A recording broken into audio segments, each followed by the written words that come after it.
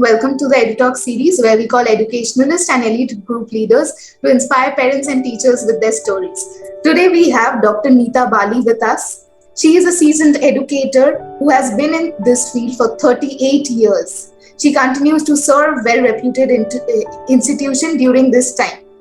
An eloquent speaker and trainer, she is frequently invited guest speaker at various prominent educational conferences throughout the country.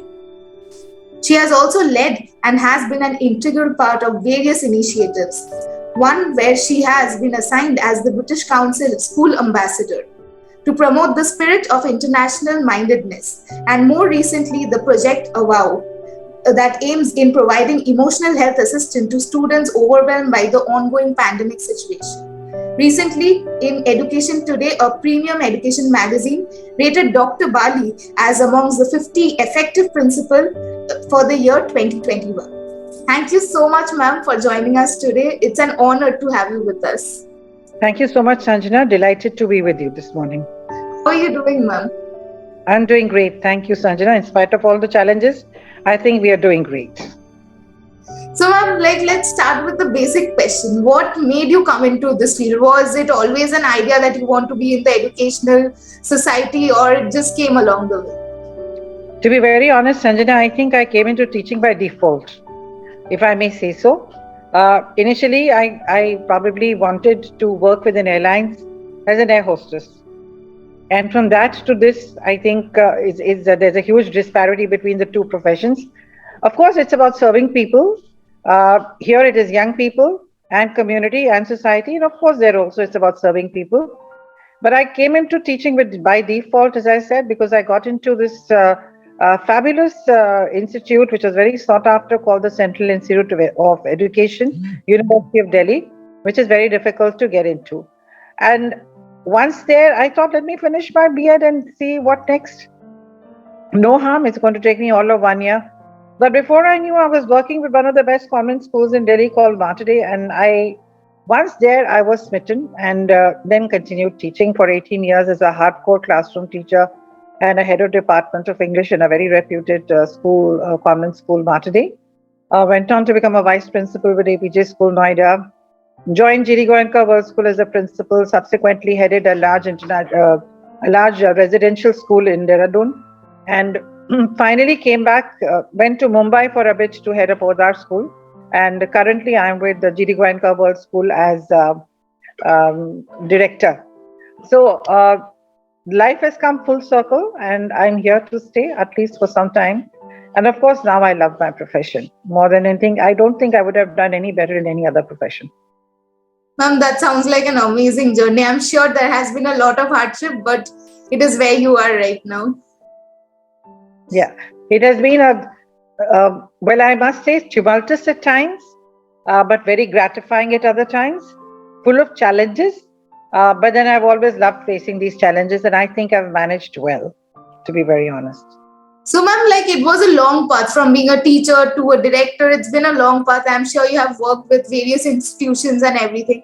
So, ma'am, any things that you have taken from each institution or some institution which you really have carried forward till date? Yes, I would say from each institution, because each institution has been very, very unique. The first institution where I was there for about 18 years as a head of department, I'm very proud to say that I've taught the who's who. I'm very proud to say that the girls have done extremely well, and also very happy that I'm remembered fondly. If I talk about APJ School Noida, I learned a great deal about professionalism in education and how to conduct myself as an administrator. And of course, with G.D. Goenka World School, I've learned about a lot of international education. Learned about the IB curriculum, the Cambridge curriculum, the AS and A levels. Mumbai, I learned a completely professional culture. Dehradun, I learned how to run a good residential school. So I think all this has added so much volume to my repertoire. Absolutely. So I'm really grateful to God that I could get all these beautiful opportunities. I'm grateful to every management that has helped me to grow as a professional, most definitely. And each management has been stupendous in supporting me. That's amazing, ma'am. Right now, the ma'am schools and everything are opening. So, how has been the pandemic affecting your educational institute, or all the schools or the educational sector in India? Initially, when this came in, the pandemic dawned, so to say, suddenly it loomed large over everybody's head and everyone went into panic mode. But I think everyone recovered very, very quickly. And overnight, I think people learned how to use technology to their advantage. So I think 1 month hence, all schools, I would say, all schools have managed well. People have gotten used to technology in education and technology for education, using tools in technology effectively. Even those who are not tech savvy or who are very wary of technology have also come forward and managed to battle this scourge. So, for us as a school, I'm very proud to say that I think the quantum of work that we have done in these 2 years is probably, if not more, definitely equal to the work that we do in face-to-face teaching. However, there was a fallout because children are not meeting their peers and not meeting their teachers. So there is an emotional void, which is inevitable, But I'm hoping slowly everybody will bounce back from that too. Absolutely, ma'am. Schools are opening, ma'am. That's a good news for all the students. 2 years in house, they couldn't meet their friends, come to school. Right. So, ma'am, like this pandemic, it has bought a lot of things. Like educational system has actually grown. If you see in the technological department, but ma'am, there are many people who can't afford gadgets. Like before the pandemic, they did not need it. It wasn't a necessity. During the pandemic, it turned out to be a necessity, ma'am. So a lot of expenses increase for a lot of middle income family and everything. Is there any way, ma'am, like you have tried to help them, or you have seen other principals who have tried to help them, any ways or any things which you really admire? Most certainly. See, I would say for a school like ours, we haven't faced a challenge because most of our children, we were already using a lot of technology as an international school. So we have this policy of BYOD, bring your own device for grade 9 upwards. So we didn't really have a problem because every child had their own device. Every child had his or her own device. It's only in the lower classes, parents have had to struggle a little bit. But I think parents and children have taken turns to use their laptops or their tablets. And I think they've managed well. However, if somebody's had spare resources, we've tried to give it to others who do not have those kind of resources. But I know of schools, there is this huge divide between the privileged and the not so privileged. And I know those who don't have the wherewithal, their education may have taken a battering. But let me tell you, Sanjana, if I were to look at the overall scenario, it's amazing to see that those who had never been exposed to the use of online teaching learning, parents who are working as domestic help are also now conversant with what is online teaching learning and allowing their children to use their phones to attend classes.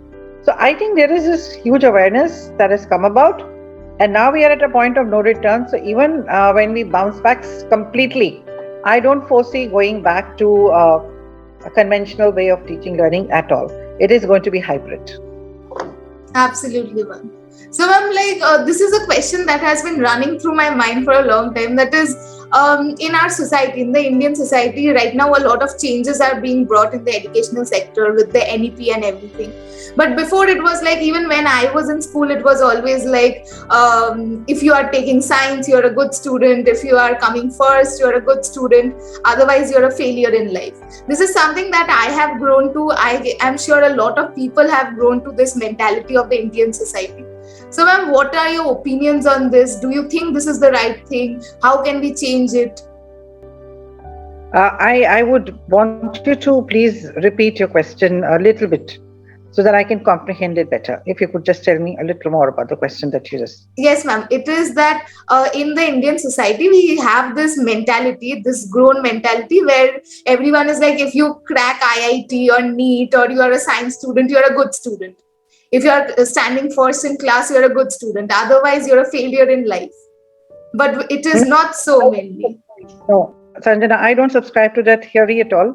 I've seen some very, in fact, the other day when I gave a Children's Day message to a news, to an educational news channel, I said just this, that every child is unique and everyone, some people grow at a slightly late pace. They're late bloomers. And I don't think that those who are academically very bright are going to do well in life. They may not be equipped with the right life skills. And more so in pandemic, we have realized that people who may be very, very bright may not be able to, cope with emotional distress. So I think other qualities like the ability to cope, tenacity, resilience, those are very significant, not just grades. I think we have to now go beyond grades. And there are people who are from the IITs and still unemployed and looking for employment. So it's not about your cracking the IIT. Of course, I hugely admire the effort and time and those kids who get into these premier institutions. I have great admiration for them. But that is not the only parameter for succeeding in life. Absolutely, ma'am. Ma'am, right now it's also the society is trying to change, trying to make the educational system a bit better. They have introduced the NEP and everything. So, ma'am, any opinion on the NEP or any points in the NEP that you feel like should be implemented as soon as possible? Sanjana, to be very honest, what is there in NEP is already being done by schools like ours because we run the international curriculum. We're already familiar with what is happening. I think that way international schools are slightly ahead of the others. But definitely let us not, 1 year hence, I don't think NEP has really been adopted in spirit. I think it's going to take some time. 1 year is just not enough. So maybe another 2 years when we resume normal school. I think that's where we will figure out the impact of the NEP and the actual positive impact it's going to make on the lives of the children and the true implementation of the spirit of NEP. As you mentioned, ma'am, like yours is an international school, ma'am. So what is you have also, I'm pretty sure you have taught in some national schools which are not internationally related. So ma'am, what is the difference? What have you seen the major difference between these two sectors? Absolutely. There's a huge difference. The difference is, I think the national curriculum has been and by and large is more content oriented. The international curriculum focuses more on skills and learner attributes.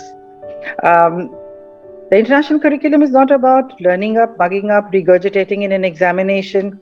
But now I know that even national curriculum is working a great deal on promoting the higher order thinking skills and critical thinking skills and so on and so forth. But there is definitely still a lot of disparity between the national and the international curriculum. That goes without saying.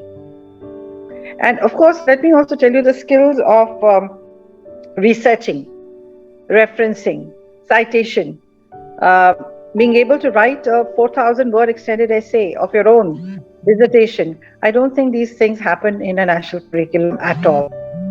But I'm sure with the coming of NEP, a lot will change. And moreover, there is no clear compartmentalization in the international curriculum. You could be studying humanities, arts, you could be studying arts with economics and physics. So you can be studying permutations and combinations, whereas national curriculum allows it. Schools don't do it. Absolutely. Yes, ma'am. In most schools, I would say in almost all schools, there is a clear demarcation between humanities, sciences, and commerce. There's no such clear demarcation. As I said, you can be studying a permutation and combination of subjects.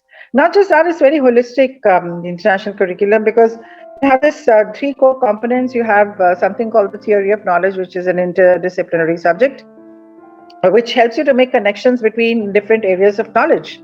And then you're supposed to produce an essay of about 1,300 words at the end of having done that, or an exhibition, which showcases your understanding of theory of knowledge. Similarly, you have an extended essay that I just spoke about, a mini dissertation of 4,000 words. Now, which school is going to ask you to write? Not the national curriculum school, definitely not. And definitely you're not going to learn about citation and plagiarism, okay, in a national curriculum. Also, here, one of the core components is CAS, creativity, activity, and service. Every student is supposed to clock a certain number of hours. Now, that is a mandate. That's a mandatory requirement. So I think that's what sets the holistic overview of education. Education that goes beyond the classroom, education that goes beyond simple grades is what makes, I think, the international curriculum different from the national curriculum. Absolutely, ma'am. Like, ma'am, I have seen a lot of students. I have known of a lot of students who, for these reasons, as you just mentioned, want to go abroad to study. They want to pursue education as abroad, or because of the job opportunities, they want to settle down there. But many people say it's not the right thing to do. If you go abroad, you can't come back to India. What is your opinion on that? No, there's no such thing. I think each one to themselves. Those who wish to go abroad can very comfortably go abroad even with the national curriculum. Let me tell you this. Okay?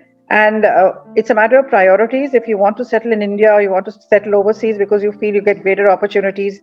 So it really depends on an individual's inclination, priorities, and opportunities, and the ability to be able to pay for an international education or to get scholarships. But both students from national curriculum and international curriculum both qualify equally well for studies overseas. Absolutely. So I'm like, we got to know you as a principal. Now we'll just try to know you as an individual.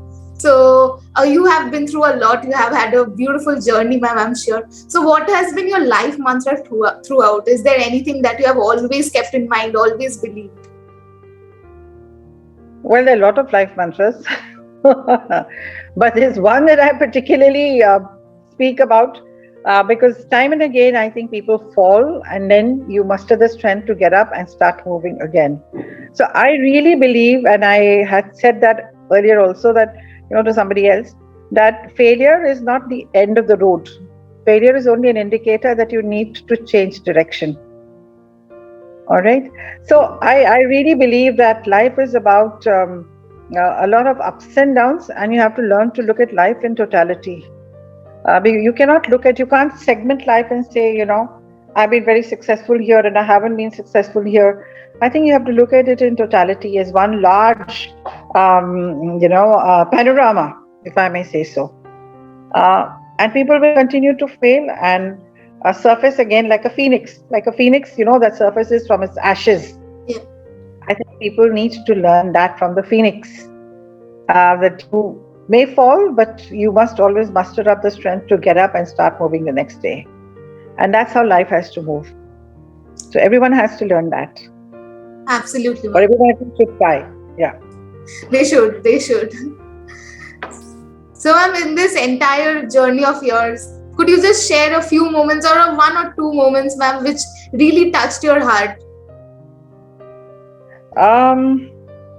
Yes. I suddenly, the other day I came across this, my ex-students, in fact, 2 or 3 instances I'd like to speak about. A student who nobody believed in, a student who was not very academically bright, has made something great of his life as somebody who's into foreign exchange business and has featured in Business World all of 25 and is doing extremely well. Nobody believed in him. But I would always tell him, you're going to do something great one day. And time and again, he has repeatedly written to me to say that it's because people like you believed in me that I've done what I've done today. The other day, I also came across this young lady who works for a very big company, and she says, you may not remember me, but I remember you so distinctly, and I want you to know I am where I am today because of you. So I said, why so? She says, I'd gone off for a debate, and you would always audition students for debate, and when I spoke, my legs were shaking because you're very particular about diction. So when I came down, you said, Anne, you did very well. You're very good, so you're on. And since then, I have never looked back, and I'm told that I speak very well. So I always turn around and say I owe it to my teacher who believed that I could, and so I could. So I think instances like this, or when you chance upon a young person who may be a managing director of a very, very large group, well, will bend down to touch your feet to show his respect in a large crowd. I think that's where I realized that yes, maybe it's been worthwhile, the journey. Maybe it's been worthwhile. Now I feel like every student need this motivation. Many students don't get it. They don't get it from teachers. Sometimes they don't get it from parents. But it's great, ma'am, that you have provided such an environment for students that they are reaching somewhere. I would like to thank you. in behalf of all of them. I'm And sure that you have all done a those great job. years, actually, I never realized that I was impacting those lives so profoundly. It's only now that I'm starting to figure out. A journalist who had kept, in slam books, used to write little messages. A journalist had kept that little message, a scribble from me on Teachers' Day in her slam book, and she put it on Facebook. And I was so shocked because that was written 25 years ago, and I'd completely forgotten about it. And she had treasured it and said that it gave direction to my life every time I read it. So let me tell you, a teacher's influence can really last an eternity. It really can. I never saw the importance and the magnitude of a teacher's job. It's only now that I'm beginning to realize that you can really impact lives positively or negatively. You can make or mar lives. That's all I can say. Absolutely, ma'am. There are many people who think this way, that teacher is the last option as a career or something, but teacher is one of the most important careers because they are shaping the entire future of the entire world. This is how Yes. it is going. Yes, Anjana, I really wish those who run schools would understand that they need to pay their teachers better. I hope so, ma'am. With that, ma'am, we come to the last section of our interview. This is a new section that we have introduced, ma'am. It's called Parents Ask. We have done a few surveys and we have got some questions from parents. We'll just ask you that and I'll just get your opinion on that. So the first question is, ma'am, my child has stage fright. How can I help her overcome this?